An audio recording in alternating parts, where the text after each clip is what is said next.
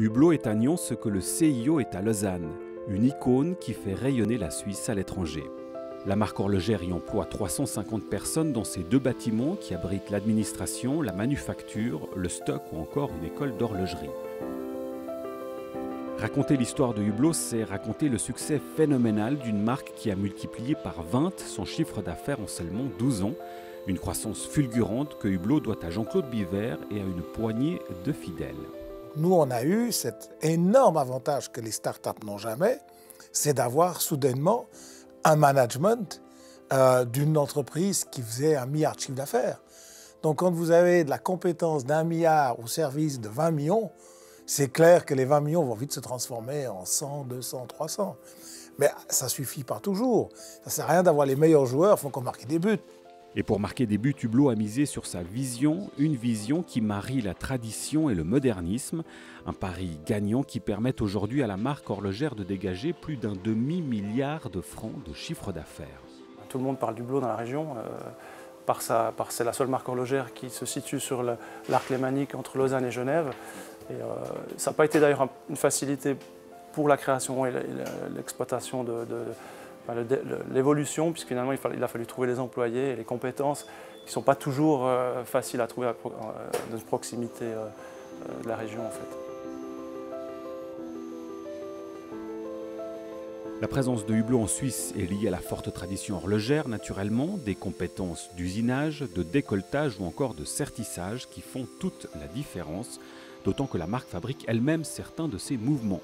Mais elle doit aussi sa présence à d'autres facteurs tout aussi importants. Il y a une stabilité, il y a une sécurité, il y a un travail, il y a une sérieuxité, il y a une structuration, il y a une discipline. Ce sont des éléments extrêmement importants et qui étaient pas seulement suisses à l'époque, mais aujourd'hui, la Suisse se distingue par le fait qu'elle ait gardé cette stabilité.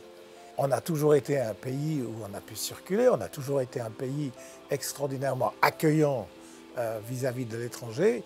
Nous sommes devenus riches grâce à l'apport de compétences et de main-d'œuvre, mais nous les avons enrichis eux aussi. Un enrichissement mutuel qui se traduit aussi par les bons résultats, des résultats qui permettent à l'entreprise de développer ses activités dans le canton de Vaud grâce notamment aux accords bilatéraux. Mais les bilatérales, c'est du pain béni. C'est le pain béni de la Suisse. C'est l'habileté diplomatique exceptionnelle. C'est une vision économique remarquable. La Suisse a un rôle à jouer en Europe. Elle est intégrée dans l'Europe. Elle est au milieu de l'Europe. Elle permet le transit entre le nord et le sud. La Suisse joue un rôle mondial extrêmement important. Elle ne joue pas un rôle d'un pays de 8 millions. On n'est pas un pays de 8 millions. On a peut-être 8 millions de gens qui habitent en Suisse, mais le pays a une valeur bien supérieure à 8 millions d'habitants.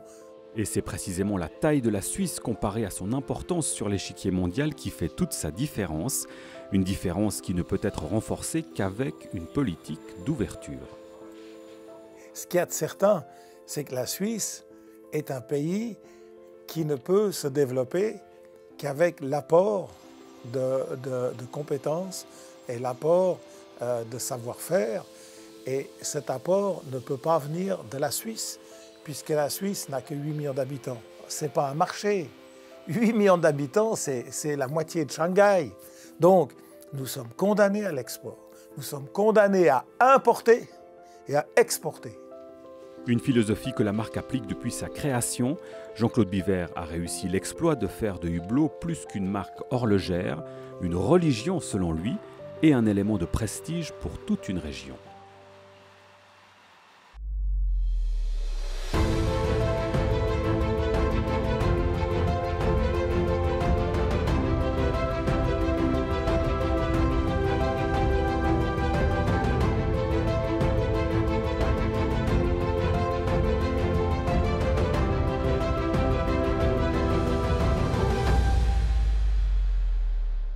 Impact est une initiative d'économie suisse, la Fédération des entreprises suisses, en collaboration avec PME Magazine, le magazine de l'économie romande.